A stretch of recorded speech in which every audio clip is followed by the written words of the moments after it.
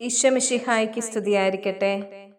വായനയിൽ വിശുദ്ധ ശിമയോനെ നമ്മൾ മാതൃകയാക്കിയെങ്കിൽ എല്ലാം ഹൃദയത്തിൽ സംഗ്രഹിച്ച് ഗാഢമായി ചിന്തിച്ചു കൊണ്ടിരുന്ന പരിശുദ്ധ മറിയമാണ് മനനത്തിൽ നമ്മുടെ മാതൃക.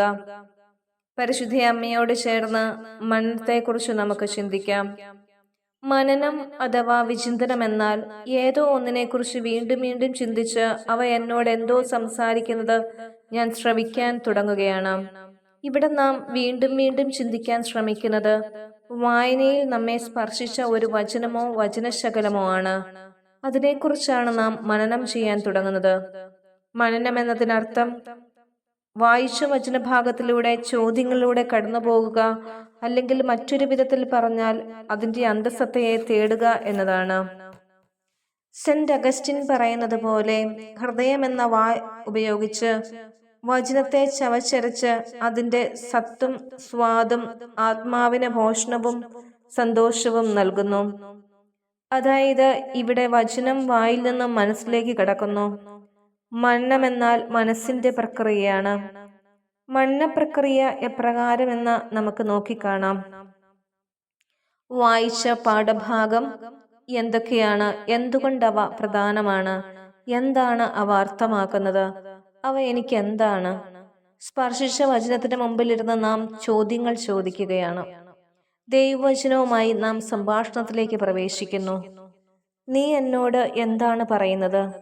ഈ വചനത്തിലൂടെ എന്നോട് എന്ത് അഭിപ്രായമാണ് നിർദ്ദേശിക്കുന്നത്? എൻ്റെ ഏത് മനോഭാവത്തെക്കുറിച്ചാണ് എനിക്ക് മുന്നറിയിപ്പ് നൽകുന്നത്? എന്ത് രഹസ്യമാണ് നീ എനിക്ക് വെളിപ്പെടുത്തുന്നത്? എൻ്റെ പെരുമാറ്റത്തെക്കുറിച്ച് നീ എന്തു പറയുന്നു? എൻ്റെ ഹൃദയത്തിൻ്റെ ഉള്ളറകളിൽ നിന്നും എന്താണ് നീ കണ്ടെത്തിയത്? ഭൂതകാലത്തെക്കുറിച്ചോ ലോകത്തെക്കുറിച്ചോ ഞാൻ ആസൂത്രണം ചെയ്യുന്ന പദ്ധതികളെക്കുറിച്ചോ ഇതെന്നെ ചോദ്യം ചെയ്യുന്നുണ്ടോ?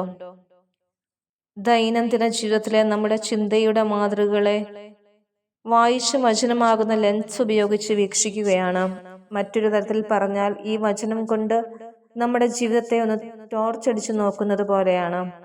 അപ്പോൾ വായിച്ച വചനഭാഗത്തെ ചില വാക്കുകൾ അല്ലെങ്കിൽ ചില വാചകങ്ങൾ എൻ്റെ ജീവിതത്തെക്കുറിച്ചുള്ള ചില സാക്ഷി മൊഴികൾ നൽകുകയാണ്. എന്നെക്കുറിച്ചും എൻ്റെ ജീവിതത്തെക്കുറിച്ചും എന്നിൽ മാറ്റം വരുത്തേണ്ടവയെക്കുറിച്ചും എല്ലാം ഇത് എന്നോട് സംസാരിക്കുന്നു. അങ്ങനെ എനിക്ക് അറിവിൻ്റെ വെളിച്ചം ലഭിക്കാൻ തുടങ്ങുന്നു. പ്രാർത്ഥനയുടെ കവാടമാകുന്ന സ്വയം അവബോധത്തിലേക്ക് ഞാൻ സാവധാനം കടന്നു തുടങ്ങുന്നു. പിന്നീട് പുറമേ നിന്ന് എപ്പോഴും എന്നെ ഒരാൾ കറക്റ്റ് ചെയ്യേണ്ടതായി വരുന്നില്ല. വചനം എന്നെ നയിക്കുന്നു. വചനത്തിന് മുമ്പിലിരുന്ന് എന്നെ തന്നെ കണ്ടെത്താൻ തുടങ്ങുന്നു. ഞാൻ തിരുത്തേണ്ട ചില മേഖലകളെ വചനം ഇവിടെ വെളിപ്പെടുത്തി തരാൻ ആരംഭിക്കുന്നു.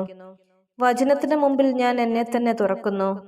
എൻ്റെ ചില വീഴ്ചകളെയും താഴ്ചകളെയും ഉയർച്ചകളെയും ഒക്കെ കാണുവാനും മനസ്സിലാക്കുവാനും തുടങ്ങുന്നു. അപ്പോൾ എൻ്റെ മനസ്സ് അതിനനുസരിച്ചുള്ള വികാരങ്ങൾ കൊണ്ട് നിറയുന്നു. എനിക്ക് സംസാരിക്കാനുള്ള വല്ലാത്ത പ്രേരണ ഇവിടെ ഉണ്ടാകുന്നു. സംസാരം ഇവിടെ മറ്റാരോടുമല്ല, ദൈവത്തോടാണ്. ഇനി നമുക്ക് മനനം ചെയ്യാനുള്ള കഴിവുണ്ടോ എന്ന് നോക്കാം.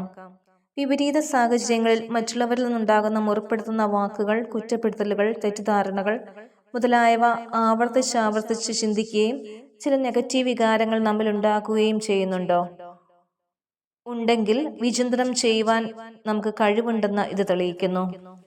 ആ കഴിവ് ഉപയോഗിച്ച് വചനത്തെയും ആ വചനം നമ്മുടെ മനോഭാവത്തെയും മറ്റും വ്യക്തമാക്കി തരുന്നതിനെയും കുറിച്ച് ആവർത്തിച്ച് ചിന്തിച്ച് നമ്മുടെ ചിന്തകളെ ഭാവാത്മകവും ദൈവികവുമാക്കാം. ദൈവസ്വരത്തിനായി നമുക്ക് കാതോർക്കാം. ആമേൻ. അടുത്ത ആഴ്ച വരെ ഓരോ ദിവസവും അതാത് ദിവസത്തെ വചനം വായിച്ച് വിചിന്തനം നടത്താം. അങ്ങനെ നമുക്ക് 1, 2 ഘട്ടങ്ങൾ പരിശീലിക്കാം.